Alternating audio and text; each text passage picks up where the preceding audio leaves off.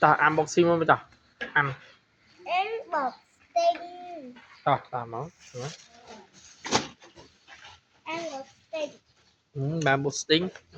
nam mà cha cái ráp cha cha bán đánh lên này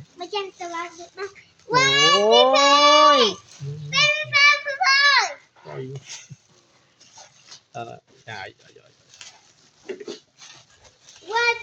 wow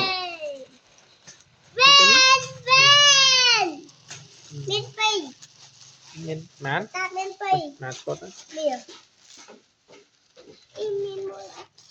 ba mấy con bông nguyên ba bồn ôi xuống không cháy mạng không sai em tốt ô miền độc bông mạ ấy chứ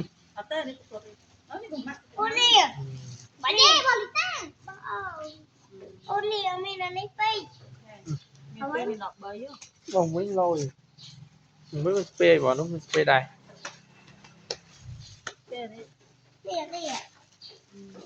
em sorry good